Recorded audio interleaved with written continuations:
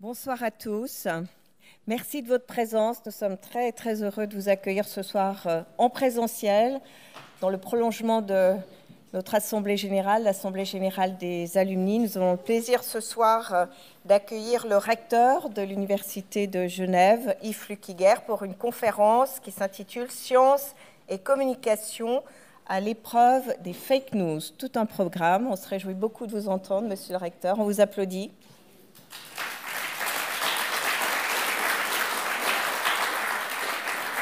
Je présente en deux mots une longue carrière, celle de Yves Flukiger, qui a étudié les sciences économiques et sociales à l'Université de Genève, où il a obtenu un doctorat en 1983.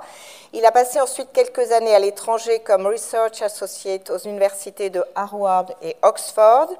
Il est également professeur invité aux universités de Fribourg-Lausanne et senior lecturer à Deakin en Australie. En 1992, il est nommé professeur ordinaire à l'Université de Genève, où il dirige l'Observatoire universitaire de l'emploi et il assure la responsabilité de la Leading House en économie de l'éducation. Il est l'auteur de très nombreux livres, beaucoup de publications, 120 articles publiés dans des revues internationales à comité de lecture. Il est membre de la Commission de la concurrence de 1996 à 2007. Il est conseiller scientifique auprès du Fonds national suisse de la recherche scientifique de 1998 à 2008, vice-recteur de 2007 à 2015 et depuis 2015, il est recteur de l'Université de Genève, et je veux dire même plus, l'an dernier, en 2020, il a été nommé à la tête de Swiss University. On se réjouit beaucoup de vous entendre. Je vous cède la parole.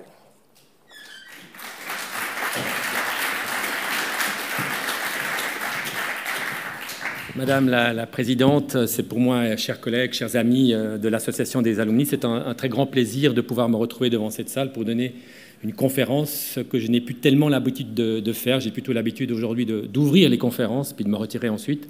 Et ce soir, c'est le privilège pour moi de vous donner cette conférence sur une thématique extrêmement actuelle. Et j'aimerais remercier l'ancien directeur de l'Association des alumni, Pascal Praplan, la nouvelle directrice de l'Association des alumni, Madame Karine Bilan, de me donner cette opportunité. Une thématique, effectivement, qui est devenue extrêmement importante, je crois, dans les derniers mois, avec la pandémie qui a secoué l'ensemble des sociétés à travers le monde et qui a effectivement mis en évidence l'importance, d'une part, de la science, l'importance aussi, la difficulté de la communication scientifique, des liens avec le politique, et tout ceci dans une période de fake news qui, évidemment, contribue à obscurcir cette relation entre la science et le politique, et c'est sur cette thématique que j'aimerais vous entretenir ce soir. Peut-être mieux que tout autre discours que j'essaierai de limiter à une trentaine de minutes pour vous laisser l'opportunité de poser des questions, évidemment. Je trouve que cette caricature de M. Gors résume parfaitement le point de vue que je vais essayer d'aborder avec vous. Les faits sont complètement démentis par mon opinion. Voilà une belle illustration de cette tension qui existe entre science, entre expertise, entre démocratie, mais aussi évidemment l'ensemble des fake news qui se développent autour des réseaux sociaux en particulier. Alors, la pandémie, je pense, a mis en évidence l'importance de la recherche, à la fois fondamentale, de la recherche appliquée. C'est une opportunité pour démontrer cette importance pour la société de cette recherche fondamentale et appliquée, mais c'est aussi un risque. Le risque, effectivement, d'être confronté à des politiques qui ne souhaitent pas toujours entendre ce que les chercheurs ont à dire, les chercheuses ont à dire. Et évidemment, ça met en quelque sorte cette difficulté en évidence. C'est un risque, c'est une opportunité, mais c'est aussi un moment très propice pour repenser le rôle des universités, leur mission et évidemment la place de leur expertise qui est souvent mise à mal par les fake news. Les fake news qui, par ailleurs, utilisent même les instruments de la démocratie, ce qui rend évidemment ces fake news d'autant plus importantes dans la société que l'on vit aujourd'hui. C'est aussi un moyen pour les fake news de distiller le doute dans la population et surtout de remettre en cause, en quelque sorte, l'expertise scientifique. J'aimerais peut-être diviser ma présentation en quatre parties. Tout d'abord, vous montrer à quel point la pandémie a créé véritablement un boost pour la recherche fondamentale, la recherche appliquée en particulier. Vous dire quelques mots ensuite sur la communication scientifique, ses défis et un certain nombre de règles que l'on devrait respecter lorsqu'on fait de la communication scientifique. vous expliquer un tout petit peu les liens que vous connaissez évidemment entre science et politique, et puis finir par quelques conclusions qui devraient nous amener ensemble à nous poser la question que pouvons-nous faire. Je pense notamment à Pascal qui me posait cette question avant la conférence. Quid des conclusions? Qu'est-ce qu'on peut effectivement, ensemble, collectivement, faire pour pouvoir faire que cette relation entre science, politique et société puisse se transformer en une relation gagnante? Alors tout d'abord, l'année 2020 a été une année assez extraordinaire pour la science dans le monde. Et on a quand même observé dans notre université, mais partout dans toutes les hautes écoles du monde, un mouvement très fort des chercheuses et chercheurs qui ont commencé à investir le domaine du Covid, parce qu'il y avait véritablement la conscience qu'on avait affaire à un défi sociétal de la plus haute importance et que les chercheuses et chercheurs devaient y répondre. Et ce n'est pas seulement des chercheuses et chercheurs dans le domaine des sciences de la vie, mais aussi beaucoup dans le domaine des sciences de la société. Je dirais même par ailleurs que peut-être on n'a pas laissé suffisamment de place à ce type d'approche des sciences humaines et sociales, qui ont beaucoup à dire sur les raisons notamment qui ont fait qu'un certain nombre de développements technologiques proposés, mais aussi évidemment la vaccination, n'ont pas été toujours acceptés, vous le savez, par la population. Observez aussi qu'il y a eu un tsunami au niveau scientifique qui a été véritablement basé sur le fait que les chercheurs ont mis sur des plateformes ouvertes à toutes et tous le produit de leur recherche. C'est un tsunami, c'est un mouvement extrêmement important qui a marqué la science à travers le monde et qui permet à toutes et à tous de pouvoir accéder aux données qui ont été collectées par d'autres chercheuses et chercheurs et qui permettent effectivement d'une part de vérifier les résultats qui ont été obtenus et de pouvoir en profiter pour faire avancer ces recherches. Et c'est sans doute en raison de ce tsunami que la recherche a été capable très rapidement de proposer un vaccin en particulier à l'ensemble des sociétés. Et j'ai ici un graphique qui illustre, je crois, extrêmement bien cet extraordinaire développement de la recherche appliquée au cours des derniers mois. Si l'on regarde le temps qu'il a fallu entre la découverte, en quelque sorte, de virus infectieux, d'agents infectieux, et le temps qui a été mis pour pouvoir développer des réponses à ces agents, on observe effectivement des durées qui sont extrêmement longues. Et puis, vous avez tout en bas de ce graphique le temps qu'il a fallu pour développer effectivement des vaccins dans le cadre du Covid-19. C'est quasiment invisible sur cette échelle temporelle. Et là, on voit effectivement à quel point ici, il y a eu une efficacité extrêmement impressionnante de la recherche scientifique, des progrès que je peux qualifier de stupéfiants, qui sont liés évidemment à une collaboration sans précédent entre des chercheuses et chercheurs à travers le monde. C'est un élément extrêmement important. Des publications en open access, ça vous le savez, c'est aussi un domaine qui s'est beaucoup développé dans la recherche scientifique. Aujourd'hui, on pratique en open access, on pousse effectivement les revues à ouvrir l'accès aux articles, aux revues, aux publications qui sont extrêmement importantes pour que d'autres puissent effectivement en bénéficier. En quelque sorte, la société a investi dans les hautes écoles. Il est normal que les produits de cette recherche puissent être accessibles à toutes et à tous. Des recherches fondamentales, ça, ne l'oublions jamais, parce qu'on peut évidemment ici mettre en évidence très fortement l'utilité des recherches dites appliquées, mais ces recherches appliquées sont toujours et systématiquement basées sur des recherches fondamentales qui restent absolument indispensables. Vous savez effectivement que les vaccins qui ont été aujourd'hui proposés à la population datent en quelque sorte de recherches qui ont été menées il y a 20 ans en arrière, avec effectivement des ARN messagers qui ont permis effectivement d'ouvrir dans le domaine de la vaccination des perspectives extrêmement importantes, puis des financements, il faut bien le reconnaître, qui sont tout à fait sans précédent. Mais vraiment, ce que rend honneur de ce graphique, c'est une recherche qui a porté ses fruits de manière extrêmement rapide, et puis aussi une expertise qui s'est mobilisée. Et là, je dois dire effectivement que notre université, avec 9 chercheuses et chercheurs qui se sont mobilisés dans le cadre de la task force, ça a été un travail supplémentaire qui a été réalisé par toutes ces personnes. En deçà et en delà de leur propre cahier des charges, il y a une mobilisation extrêmement forte, tout à fait impressionnante. Et vous connaissez un certain nombre de personnes qui se sont mobilisées dans le cadre de cette task force. Ça a été une expertise multidisciplinaire qui s'est mise à disposition de nos autorités. Je dis bien multidisciplinaire parce que nous avions dans cette task force des personnes issues de domaines des sciences sociales, de la sociologie. En particulier, j'aimerais insister sur cette importance de cette approche pluridisciplinaire. La technologie seule ne permettra pas à répondre aux défis de notre société. J'y reviendrai sur cette task force dans le domaine de la communication scientifique. Alors, je commencerai tout d'abord pour prendre ce deuxième chapitre de ma présentation relative à la communication scientifique. Je commencerai par des bonnes nouvelles. Ces bonnes nouvelles, c'est en particulier ce sondage qui a été réalisé par Ipsos sur 19 000 personnes auprès de 23 pays et qui ont sondé ces personnes qui ont répondu à ce sondage sur la confiance qu'ils attribuent à différents groupes de personnes que vous avez ici illustrées. Sur la gauche, c'est une confiance totale, extrêmement importante que l'on attribue à ces groupes de personnes. Et sur la droite, on a plutôt des méfiances qui se manifestent sur une échelle de 1 à 5. Et vous le constatez, bonne nouvelle pour le monde scientifique, les scientifiques sont effectivement ceux qui développent le plus de confiance auprès de la population. Alors évidemment, il faudrait voir ensuite, au terme de cette période de pandémie, est-ce que ce pourcentage est encore accru ou est-ce qu'il a été érodé? Ça, c'est des choses qu'il faudra vérifier par la suite. Et vous voyez effectivement que c'est impressionnant de voir à quel point les scientifiques, les médecins, les enseignants également dépassent très largement d'autres groupes, et notamment les politiciens. Il y en a sans doute dans la salle. Voilà, c'est aussi quelque chose sans doute qui est extrêmement important à lire. Donc la confiance dans la science s'est plutôt accrue durant la pandémie, un peu partout dans le monde, et ces scores démontrent ceci de manière assez éclatante. Ici, j'ai pris un autre baromètre, qui est un baromètre tiré de baromètre scientifique suisse Covid-19, et vous avez effectivement les indicateurs qui ont été mesurés sur une échelle de 1 à 5 de la confiance qui est attribuée à la science et à la recherche, de la confiance dans la science. Et les accords sur la recherche scientifique devraient être soutenus. On voit effectivement qu'au cours du temps, entre 2016 et 2020, eh bien, cette confiance a plutôt eu tendance à se renforcer. Et c'est évidemment des bonnes nouvelles pour la recherche scientifique. Mais la communication scientifique fait face à de très nombreux défis et on tombe ici dans le domaine de la communication.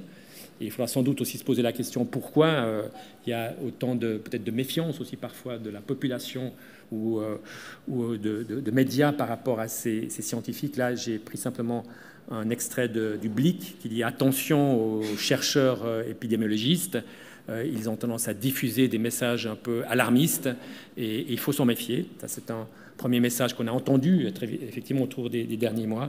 Et puis aussi le fait que si la science peut délivrer de la vérité, elle peut sans doute pas la délivrer à la vitesse que le politique attend de la science. Et là, évidemment, on a un grand défi sur le fait que la population attend des réponses extrêmement rapides, si possible univoques, et la science ne fonctionne pas de cette manière. Et ça, c'est quelque chose qu'il faut évidemment se souvenir. La science est un processus itératif, surtout dans le domaine de la recherche appliquée, qui va révéler progressivement la vérité, parce qu'on va avoir des données de plus en plus importantes qui permettent de confronter effectivement ces thèses avec d'autres données qui sont collectées à travers le monde. La science avance par le débat, mais effectivement, la population cherche des réponses univoques, des réponses rapides. Et ça, la science ne peut pas le produire.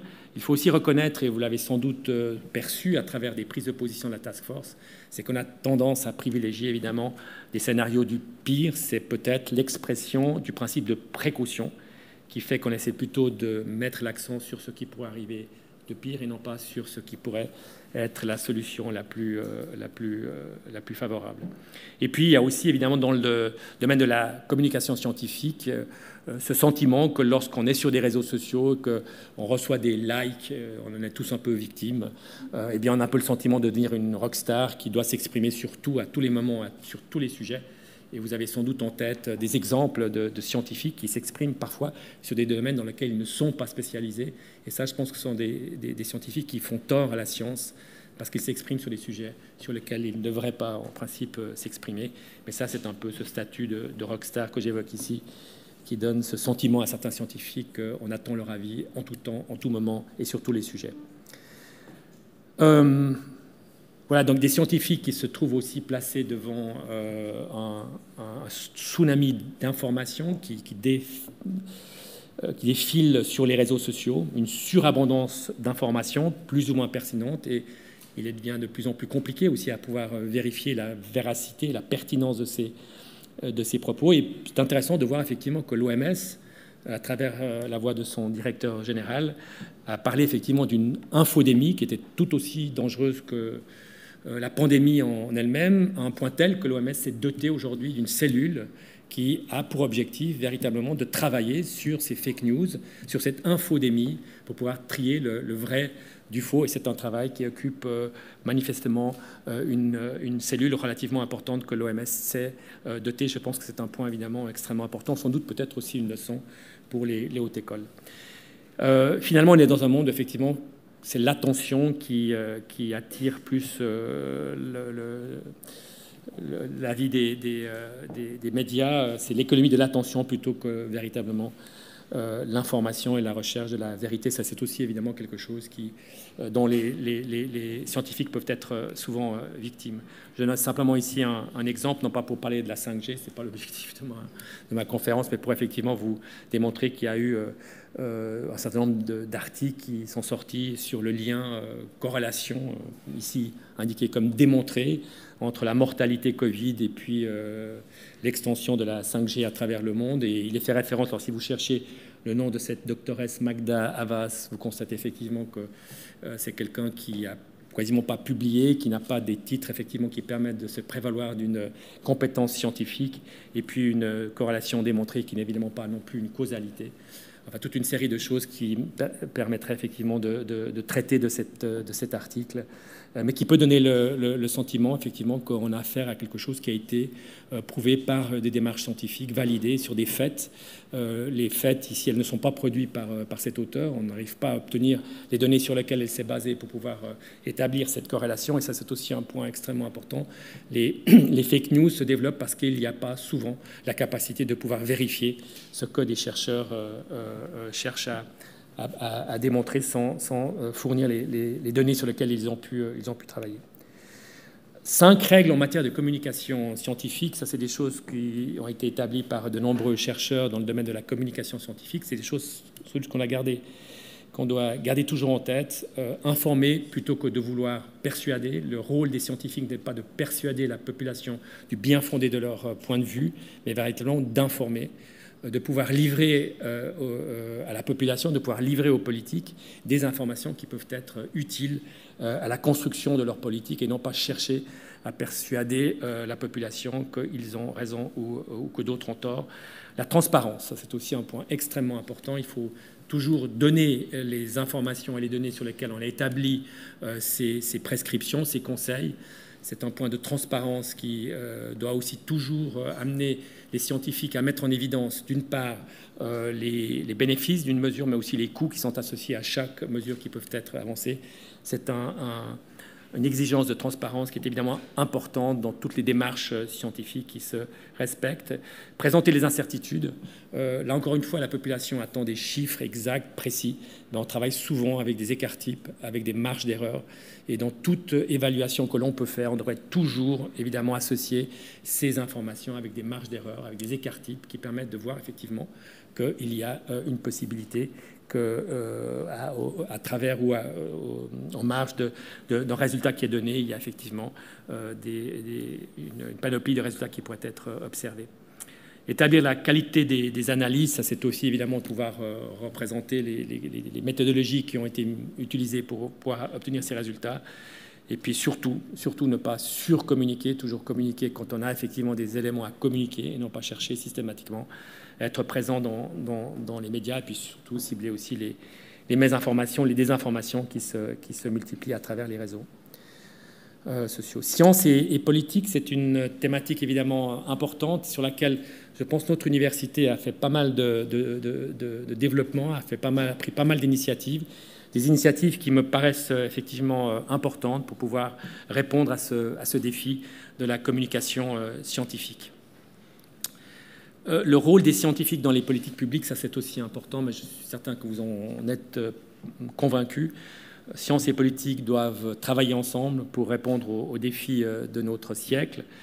Les scientifiques ne peuvent présenter que des faits et donner des conseils. Et leur rôle doit s'arrêter à ces conseils, sachant qu'ils ne décident pas et que le travail de décision est le fait des politiques qui doivent évidemment non seulement peser un certain nombre d'éléments qui sont présentés par les scientifiques, mais les mettre aussi évidemment en balance avec d'autres éléments qui doivent être pris en considération dans les décisions politiques qui doivent être prises. Ce n'est pas un rôle facile. Le rôle peut-être même des experts et des scientifiques est de ce point de vue-là plus facile. Donner des évidences, donner des faits et ensuite laisser aux politiques la tâche difficile et compliquée de pouvoir effectivement prendre finalement des décisions. Il est important de construire la confiance au cours du temps. Elle ne se décrète pas. C'est surtout pas en phase peut-être de crise. Elle doit être construite année après année, mois après mois. Et c'est la raison pour laquelle, effectivement, aujourd'hui, au niveau des hautes écoles suisses, la réflexion est de pouvoir mettre en place une task force un peu permanente qui permettrait d'être mobilisée très rapidement pour des crises comme d'autres pandémies qui pourraient arriver, mais aussi pour d'autres défis que la société devrait affronter. Et la réflexion aujourd'hui, c'est de pouvoir avoir cette capacité d'établir une task force et d'être très réactif au cas où il faut pouvoir mettre les scientifiques en route. Et puis surtout, admettre que parfois la vérité peut blesser. Ce n'est pas toujours le discours qu'on a envie d'entendre. Et lorsque les scientifiques viennent avec des messages qui nous disent effectivement la vaccination, qui nous disent le port du masque, qui nous disent l'éloignement, la distanciation sociale, ce n'est pas des messages toujours faciles à entendre. Et l'erreur qui serait de vouloir museler ou d'écarter les scientifiques, c'est une erreur évidemment qu'il ne faudrait surtout pas céder, sur laquelle il ne faudrait surtout pas céder. Et je prends ici l'exemple de ce fameux scientifique chinois qui en est mort, mais qui a été effectivement une personne qui a sonné l'alarme et qui n'a pas été entendue immédiatement par les personnes qui auraient dû l'entendre et qui auraient dû immédiatement réagir en mettant en place les politiques nécessaires pour contrer la pandémie qui était en expansion en Chine. Donc vouloir réduire les scientifiques au silence parce que leur message ne convient pas, c'est la pire des erreurs que l'on puisse commettre. Et c'est celle qui a été commise en l'occurrence en Chine. Science et politique, c'est une relation qui doit être étroite, qui est une des missions d'une université comme la nôtre. Mais c'est évidemment une relation qui fait face à un certain nombre de tensions. Tout d'abord parce que le recours à l'expertise présente pour le monde politique un danger, qui est celui de dire nos décisions sont suspendues à ces conseils que des experts peuvent délivrer. Et puis, parfois, évidemment, ça signifie pour le politique de s'abstenir d'user d'un certain nombre de prérogatives qui sont les leurs. Les décisions sont évidemment ouvertes au débat. Ça oblige parfois les politiques, et on aurait pu inviter ce soir M. Berset pour nous le dire, mais à assumer des choix qui sont impopulaires ou contraires aux avis des experts. Et c'est évidemment quelque chose qui est dans cette relation science et politique un élément extrêmement important à garder à l'esprit. Encore une fois, je le répète ici, les experts sont responsables de produire et de mobiliser les connaissances qui sont nécessaires aux politiques pour qu'ils puissent prendre des décisions basées sur des faits avérés, des faits qui peuvent être contrôlés par les scientifiques parce que les données sont mises à disposition de l'ensemble de la population. Alors, comment mettre en place cette relation? Comment faire en sorte que cette relation puisse se dérouler le mieux possible? Notre conviction, celle que l'on a défendue et développée ici à l'Université de Genève, c'est vraiment de pouvoir construire des plateformes de rencontres entre le monde politique et le monde de la science, entre les médias et la science, ce qu'on appelle la diplomatie scientifique, sur laquelle on aura prochainement d'ailleurs une annonce importante à faire en collaboration avec les THZ. Et puis évidemment, sciences et public, sciences et école. On a pris à Genève beaucoup d'initiatives pour justement rapprocher le monde de l'école de celui de la science. Sciences et politique, j'aimerais simplement ici rappeler un certain nombre d'affirmations qu'on a pu lire à travers les communications de l'OFSP entre janvier et mars 2020. Alors évidemment, c'est facile de le dire ici, une année ou 2 ans après, mais rappelons-nous effectivement qu'au départ, il y a vraiment eu du côté de l'OFSP plutôt tendance à minimiser cette pandémie qui semblait pouvoir se développer à travers l'Europe. Premières affirmations, ce n'est pas un danger véritablement pour la Suisse, ce n'est pas aussi transmissible qu'influenza. Les effets de fatalité sont comparables tout simplement à la grippe, donc pas plus de mortalité qu'une simple grippe. Et puis la population ne peut pas se protéger avec les masques. Voilà un certain nombre d'affirmations qui ont été produite par l'OFSP dans une période où il y avait encore peu de connaissances qui étaient établies. Et je pense que ce type d'affirmation a expliqué ou a nécessité véritablement la mise sur pied de cette task force nationale. Alors on peut effectivement reprocher aux hautes écoles d'avoir mis un peu de temps à réagir. Alors ça a été rapide dans le champ usuel du fonctionnement des universités, mais ça a mis un peu de temps. Et il a fallu effectivement que les gens des EPF, des hautes écoles universitaires suisses et des HEP, des HES se mettent ensemble pour effectivement définir d'une part cette task force avec l'ensemble des domaines qui devaient être couverts et avec évidemment une task force qui a dû ajuster ses ADN différents entre le politique et la science, aussi des visions scientifiques parfois contradictoires. Et là, encore une fois, les médias, évidemment, on peut les comprendre, aiment bien en général opposer des visions qui ne sont pas exactement toujours unanimes. Quand il y a une vision qui est donnée par un expert, on aime bien y opposer une autre vision d'un autre expert éventuellement, voire même d'une personne qui n'a pas véritablement d'expertise, mais dont le poids au niveau des médias est traité de la même façon. C'est one-to-one, et on a l'impression que les deux représentent la même portée au niveau scientifique.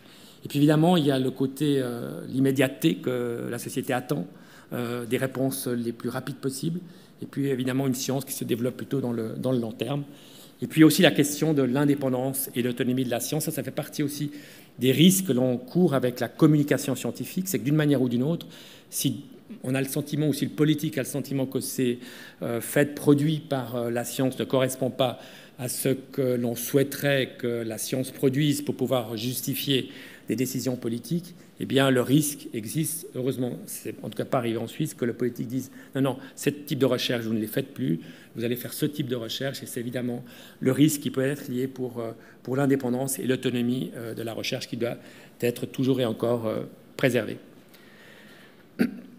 J'évoquais tout à l'heure aussi les initiatives que l'Université de Genève a prises dans le domaine des médias. Alors, c'est une initiative qui existe depuis pas mal d'années. Je ne pourrais pas d'ailleurs vous donner la date à laquelle cette plateforme Avis d'experts, je regarde Didier qui aura peut-être la réponse à me donner.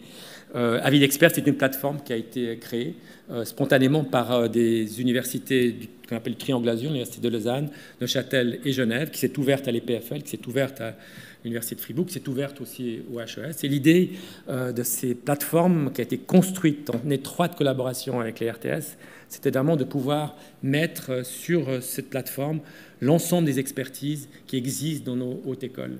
Et aujourd'hui, on n'est pas loin de 4000 avis d'experts qui ont été mis sur cette plateforme. Un outil, et peut-être Romain nous en parlera, un outil extrêmement précieux pour les journalistes, parce que sur cette plateforme, vous allez trouver les experts dans différentes universités de Suisse romande francophones qui vous donneront des points de vue effectivement basés sur des faits, sur toute une série de questions que les médias peuvent se poser.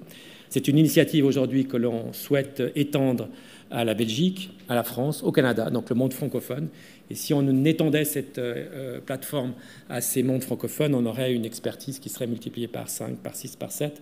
Et ça donnerait évidemment énormément de poids à cette expertise scientifique qui est basée sur des faits à travers notamment le monde francophone. Et puis cette initiative qui a été ensuite développée, là toujours avec la RTS, toujours avec des financements aussi de l'EPFL, de l'Université de Genève, de Neuchâtel, de Lausanne, mais aussi avec des groupes de presse, notamment Ringier, qui était une initiative pour les innovations dans les médias, tenant compte en particulier de ces défis sur les fake news, que ce que les scientifiques peuvent apporter pour essayer de faire en sorte que les journalistes puissent se protéger contre ces nouvelles qui sont diffusées très rapidement, mais souvent sur des bases non fondées. Et puis finalement, dans le cadre de cette initiative, un projet qui a été financé, qui s'appelle Compascience, qui est un outil basé sur l'intelligence artificielle et qui permet effectivement à toute personne dans les médias, dans les écoles et dans d'autres publics de pouvoir aller sur ce site, cette plateforme et pouvoir rechercher à travers un certain nombre de mots-clés toute une série de liaisons sur des personnes qui ont, dans le cadre de cette recherche, des expertises à mettre en évidence. Donc là, voilà, je pense que c'est une initiative qui est très originale. À ma connaissance, il n'y en a pas d'autres qui existent à travers le monde francophone. En tout cas, ça, c'est certain. Mais je pense à travers le monde. Et c'est aussi une manière, effectivement, sans doute, d'établir des plateformes qui permettent de lutter contre les fake news. Dans la diplomatie scientifique, deux initiatives aussi, je pense, importantes, qui sont cette fois-ci des plateformes plutôt entre la science, la Genève internationale, mais toujours dans cet esprit, d'une part, de vouloir faire en sorte que l'expertise scientifique puisse être amenée vers les organisations internationales qui souvent ne connaissent pas ces recherches menées dans différentes universités. C'est en particulier l'idée derrière le Geneva Science Policy Interface qui vise véritablement à favoriser l'adoption par ces organisations internationales, par exemple l'OMS, de l'adoption de politiques qui sont basées sur des faits. Donc là, il est important d'amener ces recherches vers le monde international. Mais à l'inverse, il faut que le monde scientifique puisse entendre les grandes questions que se posent ces organisations, de manière à ce que peut-être des chercheurs, à travers différentes universités qui participent à cette initiative, vous avez la liste ici de ces universités, notamment suisses, ETHZ, Université de Zurich, EPFL, Université de Genève, l'IHEID, mais aussi à travers la Ligue des universités de recherche européennes, ce qu'on appelle la LERU. Vous avez un panel de chercheurs qui peuvent effectivement amener de l'expertise en direction des organisations internationales pour répondre à ces défis. Puis une autre initiative aussi au niveau suisse s'appelle le GESDA et qui est beaucoup plus sur les aspects d'anticipation de développement technologique futur pour promouvoir un développement durable et inclusif. Et puis, dernier aspect de ce tour d'horizon, des initiatives qui ont été développées à l'Université de Genève pour faire les liens avec le public, pour faire le lien avec les écoles, toute une série d'initiatives, parce qu'on a besoin de citoyens qui sont bien formés, ça c'est le rôle du système scolaire, et heureusement la Suisse a un système scolaire qui est particulièrement performant pour amener nos citoyens, les citoyens, à une formation de haut niveau, et puis aussi d'être bien informés. On a évidemment tous besoin d'être en permanence informés sur des développements qui ont lieu à l'heure actuelle.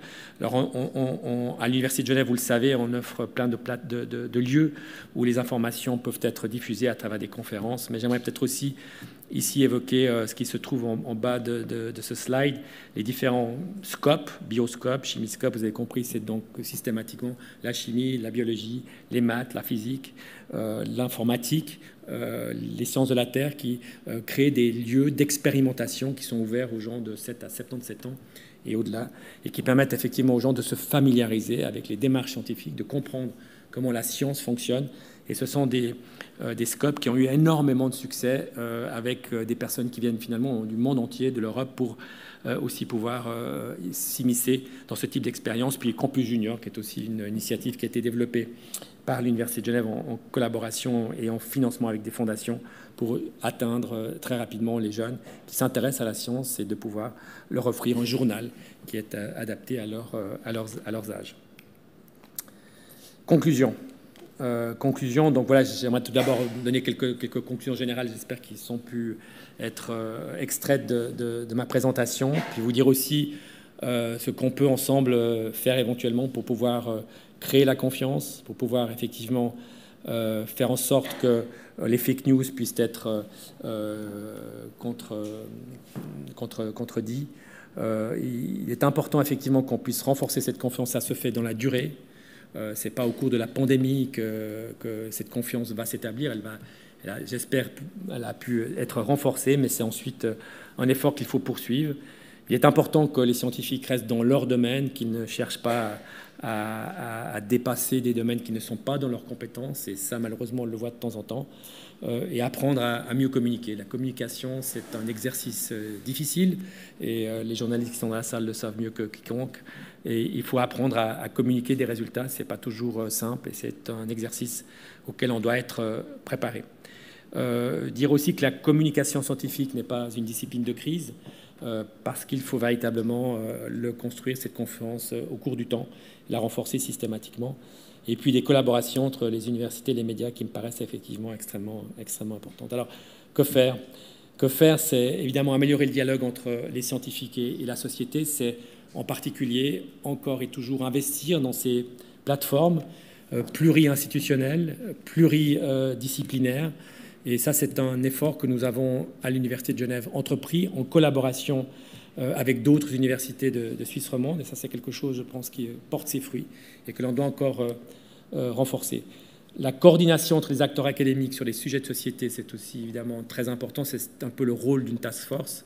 Les gens ont appris à dialoguer entre disciplines dans le cadre de la task force, ont appris à communiquer dans le cadre de la task force. Et cet exercice est évidemment extrêmement formateur pour les personnes qui y ont participé, mais aussi pour établir des coordinations entre les différentes disciplines. Professionnaliser le transfert de l'expertise, ça c'est véritablement le rôle évidemment de la science de la communication, comprendre comment et comment on peut effectivement mieux communiquer. Le développement de la science citoyenne me paraît aussi un élément important. La science citoyenne, c'est véritablement de dire finalement que nous tous et nous toutes, on peut d'une manière ou d'une autre participer à la collecte de données et à comprendre finalement comment ensuite, avec ces données, la science va s'élaborer. Je pense que la science citoyenne est un vecteur extrêmement puissant pour que l'on puisse, de manière générale, à travers la population, faire en sorte que les gens participent. Alors c'est souvent par des jeux que l'on peut essayer de développer ce type de relation entre population et la science. Et c'est une science citoyenne qui permet aussi parfois de développer ou de collecter des données. Alors ça fera peut-être pas toujours plaisir à Dominique Frey, à sa collègue, l'Office fédéral, l'Office cantonal des statistiques, mais c'est vrai que la science citoyenne permet parfois aussi de collecter des données que les offices de statistiques ne sont pas en mesure de collecter. Alors évidemment, il y a des validations qui doivent être ensuite entreprises sur les données qui ont été collectées, mais ça, je pense que c'est aussi quelque chose d'extrêmement prometteur. Alors former les politiciens, je pense que le terme est mal approprié, c'est pas former les politiciens. Les politiciens sont formés, mais je pense qu'il faut informer les politiciens sur la manière dont la science fonctionne. J'ai eu l'occasion de participer il y a de cela, je crois, 2 ans en arrière, à une initiative que j'ai trouvée extrêmement intéressante, qui avait été mise sur pied par l'École polytechnique fédérale de Zurich, qui, à chaque législature fédérale, organise une session de formation pour les politiciens fédéraux. Et ils ont eu la gentillesse de m'inviter. C'était intéressant parce que c'était une première partie pour expliquer ce qu'était le système de haute école suisse, comment il fonctionnait, de comprendre aussi les aspects liés à l'autonomie des hautes écoles. C'est une thématique qui est extrêmement importante à nos yeux, mais qui n'est pas toujours très bien comprise par la politique. Puis ensuite, par rapport à la législature à venir, un certain nombre de sujets ont été abordés par des scientifiques, par des experts, qui sont venus présenter, tout parti confondu. Et ça, j'ai trouvé vraiment assez intéressant, parce que ces personnes venaient en oubliant parfois un peu les étiquettes partisanes, et il y avait des dialogues extrêmement intéressants qui se déroulaient dans cette salle. Et la proposition qu'on peut faire ici, c'est de se dire, mais finalement, on doit le faire ça aussi au niveau de la Suisse romande pour nos politiciens qui sont au niveau fédéral, mais aussi pour les différents parlements cantonaux. Et je crois que cette relation-là, on essaye de la développer aussi à l'Université de Genève. On a une personne qui s'occupe dans notre université de ce qu'on appelle les affaires publiques. Je peux vous dire que c'est un poste qu'on a créé en 2015-2016, et on s'aperçoit à quel point ce poste est tout à fait vital pour établir des relations et des bonnes compréhensions, des dialogues avec la politique, que ce soit au niveau cantonal ou au niveau fédéral. Peut-être qu'on aura un jour avec Romain Jean la possibilité de faire une autre conférence sur la thématique de Horizon Europe. Donc c'est le thème qui nous occupe beaucoup ces temps. Et je pense que là, ce serait aussi extrêmement intéressant de pouvoir venir devant la population genevoise, expliquer pourquoi cette thématique est si importante et pourquoi il faut défendre ce programme extrêmement ambitieux. Et puis contribuer au développement d'outils de fact-checking. Alors ça existe de plus en plus. Il y a énormément d'initiatives qui ont été prises par des groupes de médias, par Google, par des universités, notamment en France, qui ont beaucoup développé le fact-checking. Puis un jour, il faudra faire un checking de ces fact-checking, parce qu'à un moment donné, il faudra pouvoir déterminer lequel de tous ces outils a le plus haut niveau de pertinence. Là, je pense qu'avec les outils de l'intelligence artificielle, avec les compétences qui sont dans cette université ou dans d'autres, dans le domaine justement de l'intelligence artificielle, je pense qu'il y a une contribution intéressante que l'on pourrait faire à ce niveau-là. Voilà, je termine ainsi ma présentation en vous remerciant de votre attention et en ouvrant la question. Merci.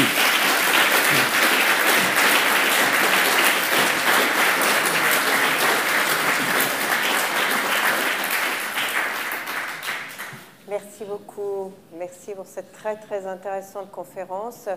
Vous parliez tout à l'heure de rockstar. Je me disais qu'effectivement, longtemps, les scientifiques sont restés confinés aux universités. Et si l'on observe les gens qui sont apparus dans les médias et sur la place publique ces 2 dernières années, eh bien, ce sont essentiellement des scientifiques, hein, avec non seulement le Covid, mais des règlements climatiques, la 5G. On a l'impression que la science est véritablement entrée dans nos vies.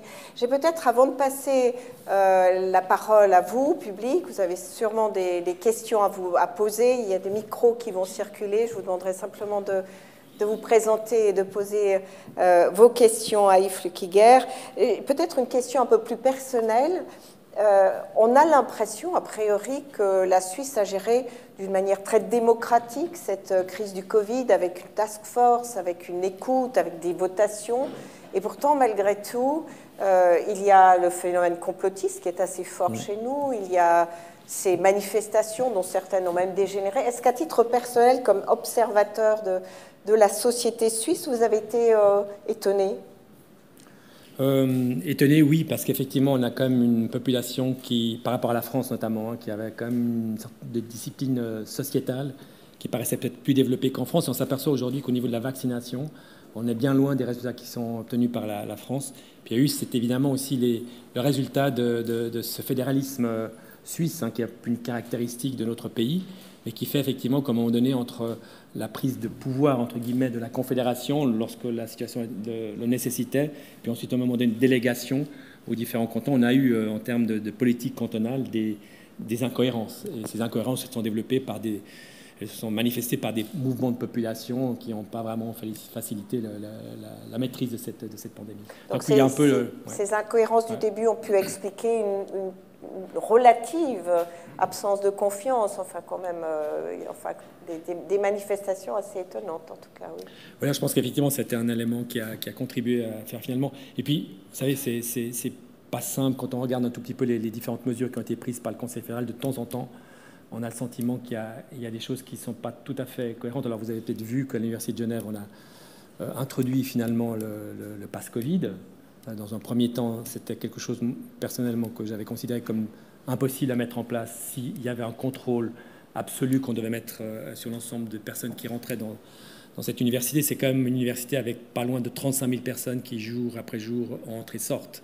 Donc c'est mettre quelque part la ville de Nyon, ou même plus que la ville de Nyon, peut-être 2 fois la ville de Nyon, sous une bulle, et de pouvoir avoir la prétention de contrôler tout le monde à l'intérieur de cette bulle. Puis après, le Conseil fédéral est venu en disant, finalement, vous avez le choix entre 2 tiers d'occupation de cette salle, ou alors effectivement l'instauration du pass Covid, de manière à ce que les étudiants puissent pénétrer dans les auditoires. Et après avoir pesé ces 2 mesures, on est très rapidement arrivé à la conclusion, d'autant plus qu'on avait les tests gratuits jusqu'à la fin de l'année, que finalement, avec le pass sanitaire, on était capable d'occuper toutes ces salles. Et donc, on était vraiment en présentiel. Et ça, c'était finalement ce qui nous a amené à dire, prenons cette solution, parce que le 2 tiers d'occupation, c'était quelque chose qui était figé, c'était une norme qu'on ne va pas dépasser. Et puis après, il y avait le fait que l'enseignant qui se trouvait devant ses étudiants, on ne lui demandait pas le pass sanitaire. Donc aussi, quelque chose qui est assez difficilement compréhensible. On a maintenant effectivement décidé finalement de faire le pas aussi pour les enseignants, même si ce n'était pas quelque chose qui a été demandé au niveau fédéral. Donc il y a vraiment des problèmes de cohérence dans les mesures pour que la population comprenne bien la logique qui leur est proposée. Je vais vous passer la parole. Madame, un micro va vous être donné. Bonsoir, merci beaucoup Monsieur le Recteur pour cette passionnante vision sur la communication scientifique et les propositions qui ont l'air d'émerger, c'est vraiment quelque chose à suivre. Donc je me présente Béatrice Pellegrini, alumni, pas tout à fait sortie de l'université encore parce que j'ai une charge de cours en communication scientifique et médicale et c'est quelque chose que j'exerce depuis de nombreuses années avec passion, non seulement à l'université mais aussi justement sur le terrain, dans les musées, dans les journaux et l'associatif également. Et j'avoue que j'ai toujours un peu la même frustration, la même réflexion depuis toutes ces années à qui on s'adresse. Je crois que, je vous en veux pas, hein, mais dans votre présentation, c'était très peu présent et c'est pas pour rien. Hein, c'est qu'à part quelques sondages Eurobaromètre ou Ipsos et autres, on sait rien. On ne sait rien du public vis-à-vis de la science.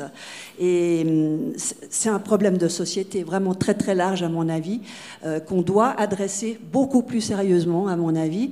Et c'est pour ça que ça m'a fait très plaisir de lire qu'une plateforme pluridisciplinaire, pluri-institutionnelle va se développer, parce que ça peut nous aider grandement. Notamment parce que la communication scientifique, ça n'existe pas. On ne communique pas sur les particules du CERN la même chose que sur la mort ou sur le Covid. Donc des conseils qu'on pourrait donner, des fois on me demande comment je dois communiquer. Ben, je dis ouais, mais sur quoi vous voulez communiquer et à qui vous voulez vous adresser. Et c'est ça qui est le plus important. Et les recettes de cuisine toutes faites en général ne fonctionnent pas. Et notamment sur ces sujets, et je pense que ça va vraiment énormément se développer, tous ces sujets tabous, hein, en quelque sorte, où les gens n'ont pas envie qu'on les titille là-dessus, que ce soit la santé, la mort, le climat, évidemment. Il y a un professeur à l'Université de Genève, M. Tobias Broch, qui est en train de développer des études passionnantes sur les émotions et la réception de l'information scientifique. Je pense qu'il faut mettre ensemble tous ces sujets quand on veut s'adresser à des populations où il y a énormément d'émotions. On ne parle pas assez d'émotions en communication. Pensez au public. Oui, absolument. Mais je crois que, disons, autant je comprends effectivement votre point de vue qui consiste à dire on ne communique pas de la même façon sur le type de sujet sur lequel on doit communiquer. J'imagine que dans le domaine des sciences humaines et sociales, on va utiliser un autre type de communication que si on doit communiquer dans le domaine des sciences dites dures. Cela étant, il y a comme un certain nombre de règles. Et ces règles, je crois qu'elles devraient pouvoir être étendues à tous les domaines. Et une des premières règles qui me paraît vraiment importante, peut-être que je n'ai pas vraiment parlé, c'est le respect. C'est le respect tout simplement. C'est-à-dire qu'à un moment donné, il faut respecter la personne qui est en face de vous. Et ne pas donner le sentiment que puisque j'ai une prétention d'être expert parce que j'ai fait des études, ou j'ai fait un doctorat ou n'importe quoi, ma voix vaut plus que la vôtre. Et donc, il faut vraiment se mettre à l'écoute de l'autre. Et je pense que, peut-être que vous l'avez vu, j'espère que vous l'avez senti, mais je trouve que dans les experts qui se sont exprimés dans le cadre de la task force, il y a des gens qui ont vraiment eu cette capacité à écouter et à respecter. Parce que si on commence par dire, écoutez, vous ne savez pas, vous n'avez pas fait d'études, alors là, c'est perdu. Et là, on va commencer à créer une césure au sein de la population. Peut-être c'est celle qui est en train de se construire maintenant. Et celle-là, elle est extrêmement préoccupante. Donc il faut vraiment prendre ça très, très au sérieux. Les manifestations qui ont lieu à Berne ou dans d'autres lieux, c'est vraiment l'expression de ce clivage qui est en train de se construire. Donc il faut vraiment le combler. Si vous me permettez juste peut-être de prolonger cette question de Madame, cette tension aujourd'hui entre science, fake news, est-ce que ça n'est pas aussi parce que dans le passé, parfois la science a utilisé les fake news? Il y a eu de grands scandales, Mediator, les cigarettiers, enfin on connaît tout ça. Hein. Donc peut-être que les gens se disent qu'est-ce qu'on nous cache? Et comment jouer avec ça? Comment vous parlez de transparence? Alors, totalement correct. Hein. Je veux dire, il y a eu un article qui a été publié au début du Covid qui s'est avéré complètement faux. Alors ça, c'est évidemment une nouvelle très préoccupante et c'est peut-être aussi le résultat d'une course à la publication. Il faut que j'existe en tant que scientifique et comme scientifique, il faut que je publie dans des très bonnes revues. Donc il y a une forme de pression qui s'exerce en particulier chez les plus jeunes et qui disent il faut absolument que je publie. Et peut-être qu'on vérifie plus suffisamment. Mais la bonne nouvelle dans cette affaire-là, c'est qu'on n'a mis pas beaucoup de temps à détecter que c'était un article qui était basé sur des résultats erronés. Et puis vous avez ces revues prédatoires. Les revues prédatoires qui aujourd'hui justement se basent sur cette course à la publication. Donc c'est des revues qui vous demandent de payer pour soumettre votre article, qui vous demandent de payer lorsque vous l'avez publié. Donc ils se font de l'argent, c'est purement commercial, mais il n'y a aucune vérification de ce qui est publié. Donc ça, c'est les revues et on commence maintenant à les identifier. On a des listes noires de ces revues dites prédatoires, parce que les jeunes peuvent y tomber. Là, on a un chercheur de chez nous qui était un philosophe, qui a fait effectivement un article qui était publié, mais qui était vraiment faux de A à Z, et c'était évident à la première ligne, si on se donnait la peine de le lire, cet article était publié dans une revue prédatoire. C'est justement pour démontrer et dénoncer ce rôle de ces revues prédatoires. Alors oui, la science peut être aussi victime de ce genre de phénomène. Monsieur ?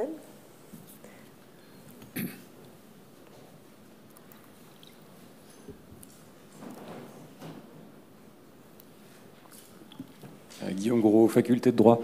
J'ai réalisé ma thèse de doctorat sur l'expertise, et donc c'est avec un plaisir et un intérêt très très particulier que j'ai suivi votre conférence, et je vous en remercie beaucoup. Ma question est dans le prolongement des deux. La catégorie fake news est-elle totalement opératoire pour saisir la problématique qui nous occupe, dans le sens où est-ce qu'on peut la réduire aux gens qui vont sur Internet? Parce que des fake news, si on réduit ça au faux, en France, je sais que vis-à-vis des politiques, on a entendu des choses absolument extraordinaires. Enfin, c'est sidérant. J'ai vécu, ça a été traumatique, si je puis dire, pour moi, cette crise, et il en va de même pour les scientifiques. Et donc, vous faisiez sans doute référence au Lancet. Ouais. Le problème étant que ça a été débunké, pour reprendre terminologie jeune, au bout de quelques semaines, mais il n'en demeure pas moins que les pouvoirs publics ont stoppé leurs études sur la base de cette dangerosité avérée, qui est fausse.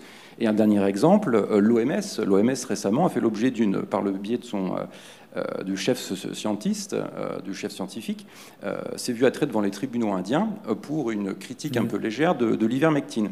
Donc c'est vrai qu'il n'y a pas juste la science en tant qu'essence pure d'un côté, et de l'autre le public qui serait complotiste. Et donc je reviens à ma question, est-ce que la fake news, au bout du compte, est totalement opératoire pour comprendre cette complexité de la science, qui est contradictoire, qui est plurielle, et qui est un processus social évolutif, et non qui nous donne une vérité à un moment T?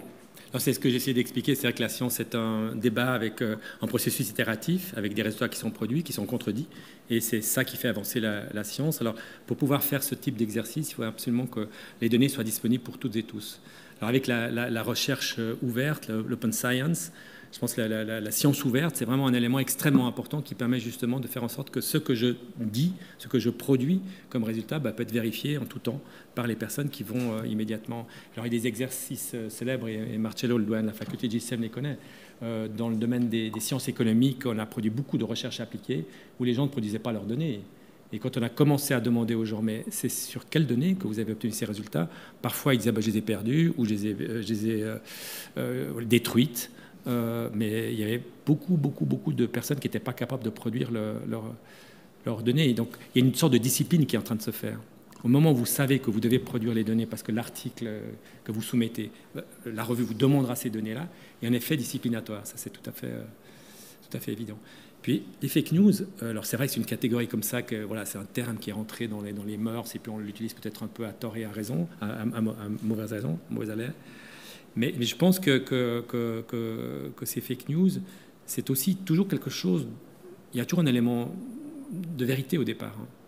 Quand on dit, par exemple, je ne sais pas, qu'au cours de la pandémie, il y a des entreprises qui se sont fortement enrichies, prenons Zoom, pour une plateforme à distance, pour l'enseignement en particulier. Oui, c'est vrai. Alors de là à déduire effectivement que tout ceci a été monté par sans doute des personnes qui étaient en lien avec... et c'est là où effectivement d'une information qui est vraie, qui est vérifiable, tout à coup, il y a une sorte de corrélation qui se met en place, et là, on dérive assez rapidement dans des formes de complotisme. Et complotisme qui est aussi, sans doute, encore accentué par les algorithmes, qui fait que lorsque vous êtes sur Twitter, comme je le suis d'ailleurs, sans doute que les tweets que je consulte et les informations que je reçois à travers ces réseaux sociaux correspondent à ce qui est, en gros, dans mon domaine de spécialisation, mon domaine d'expertise ou mon domaine d'intérêt. Et donc, il y a un effet de renforcement. Je veux dire, à partir du moment où je commence à consulter des sites qui sont voilà, des sites qui mettent en évidence les dangers du vaccin, je vais recevoir de plus en plus d'informations. Il y a un effet boule de neige qui va faire en sorte que je vais de plus en plus être convaincu que ce que j'ai comme opinion, elle est confirmée par l'ensemble des personnes qui relayent cette information sur les réseaux sociaux.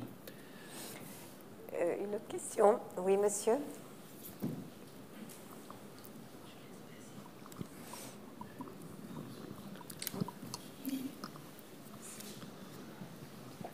Bonsoir, merci.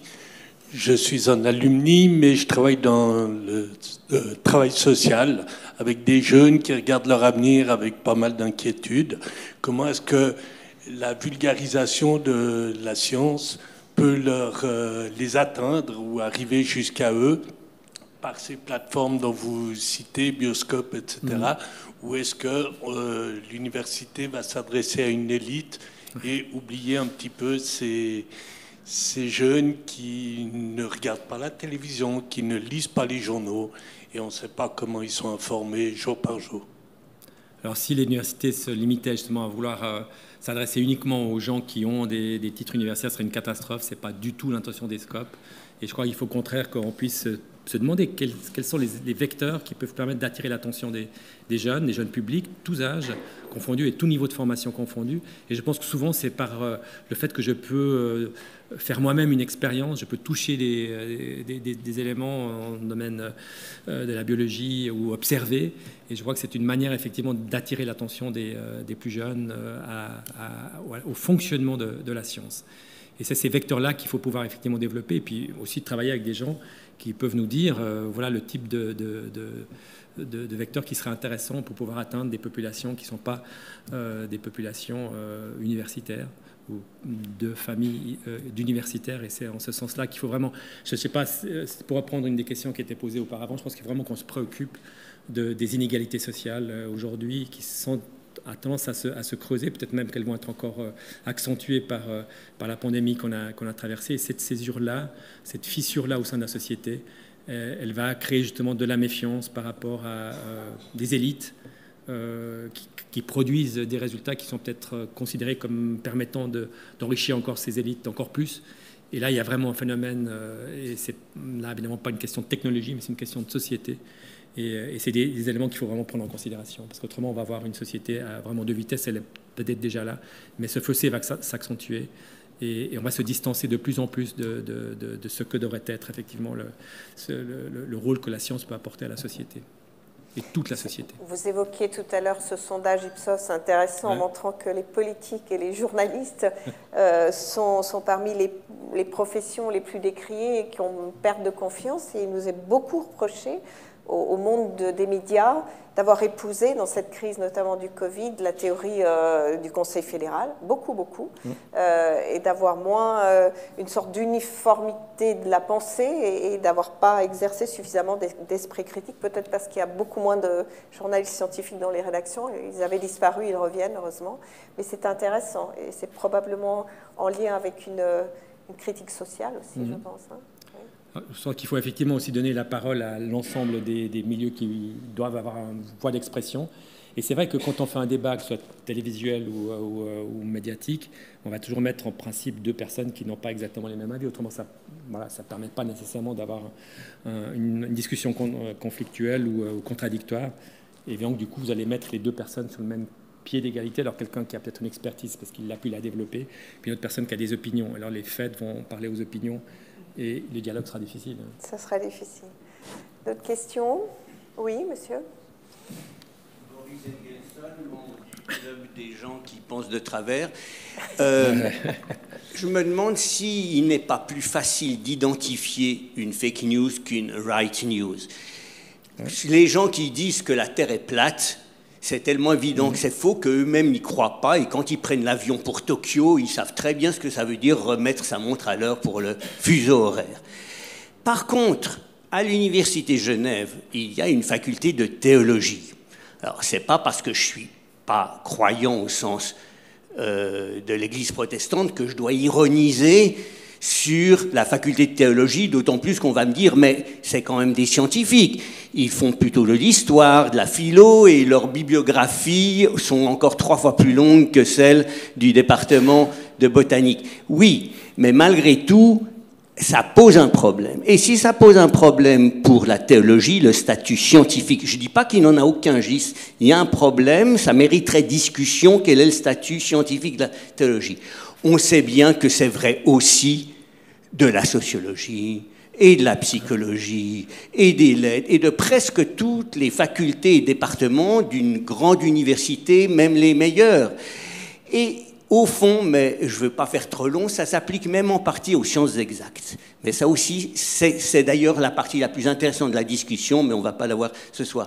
Il y a quand même des époques, vous êtes tous trop jeunes pour le savoir, même en cumulant vos âges, mais moi j'ai connu cette époque, où en France, on disait mieux vaut avoir tort avec Sartre que raison avec Aron. Et une fois qu'on avait énoncé cette phrase, la messe était dite dans toutes les universités et tous les départements de sciences sociales de France et de francophonie fonctionnaient sur ce mode. Alors, je ne vais pas multiplier les exemples, mais il y a quand même actuellement toute la question de la cancel culture et du statut scientifique ou non de toutes ces bonnes causes qui s'introduisent à l'université et dont une Nathalie Haini, je dirais qu'elle colonise l'université. Voilà, donc ça c'est la partie non dite et pour moi, le plus dangereux, c'est pas les mensonges explicites, mais c'est les vérités qui cachent des omissions muettes. Alors, comme d'habitude, Boris a des questions extrêmement pertinentes et intéressantes. Il faudrait 1 heure pour y répondre. Non, mais je crois qu'il y a tout d'abord un premier point intéressant. C'est vrai que l'aspect fake news versus right news. C'est vrai qu'on parle rarement de right news. Et peut-être qu'il faudrait en parler. Et les fake news ont été à un moment donné très faciles à détecter. C'est la Terre est plate. Oui, effectivement, c'était un peu le début des fake news. Maintenant, c'est beaucoup plus compliqué. C'est un peu plus sophistiqué. Et pour les détecter, ça demande beaucoup plus effectivement de travail et ça rend les choses beaucoup plus compliquées. Maintenant, votre analyse sur... parce que finalement, j'ai cru comprendre qu'il y avait les sciences humaines et sociales qui n'étaient pas expérimentales. Et parce qu'elles ne sont pas expérimentales, elles n'ont pas un statut qui mériterait le même statut que les sciences dites expérimentales. Je ne pense pas que Boris voulait dire ça. Ouais. Ouais. Non, mais je pense qu'une université comme la nôtre, elle tient sa richesse de sa polyvalence. Et cette polyvalence, moi j'ai toujours beaucoup défendu cette polyvalence, parce que c'est peut-être ça qui a peut-être un peu manqué au début de la gestion de crise de pandémie, quand on a développé cette technologie qui permettait avec les smartphones de déterminer si vous étiez en contact avec des gens qui étaient infectés. Bah, finalement, ça n'a jamais marché. Ça n'a jamais marché. Et c'était en fait, tout le monde nous disait, technologiquement, c'est l'outil le plus performant que Google rêvait de mettre en place et qu'il n'a pas pu mettre en place. Pourquoi ça n'a pas marché? Et là, il y avait vraiment effectivement les aspects de sciences émotionnelles, affectives, comme vous l'évoquiez. Il y avait toute une série de contributions des sciences sociales qui auraient pu permettre effectivement de mieux peut-être introduire cet outil et faire en sorte qu'il y a le développement technologique qui doit être accompagné par des explications et par une conviction. Et la population n'a tout simplement pas adhéré à cet outil, finalement, qui n'a rien donné, qui n'a vraiment pas aidé ce qu'il devait pouvoir apporter. Donc cette polyvalence, moi j'y crois énormément, et vous savez, alors c'est pas pour défendre la faculté de théologie, peut-être qu'il y a des représentants de la faculté ici dans la salle, mais moi j'ai toujours beaucoup insisté pour que cette faculté soit complètement intégrée au reste de l'université par les domaines éthiques, sur lesquels elle contribue énormément, et sur des questions, effectivement vous avez peut-être vu cette cycle de conférences entre astronomie et théologie. Eh ben, c'est une rencontre tout à fait improbable entre des astronomes qui parlent à des théologiens, et de ce dialogue naît des choses, je crois, qu'on ne pourra pas voir ailleurs que dans cette université polyvalente. Donc, Boris, je défendrai cette faculté, cette polyvalence et la faculté de théologie, même si on peut y voir, peut-être pour certains, comme une école de pasteurs. C'est, je crois, beaucoup plus que ça. Alors, il y a quelques théologiens qui sont dans la salle. Je crois qu'on va en rester là et on va prolonger en vous remerciant infiniment pour cette très intéressante conférence Yves Flukiger. Merci beaucoup, et on va prolonger cette discussion par un apéritif que nous pourrons prendre ce soir en nous parlant enfin, puisque nous avons pu l'organiser. Donc merci beaucoup, merci à Yves, que je vous propose d'applaudir. Merci à vous de votre présence. Merci de votre attention. Merci.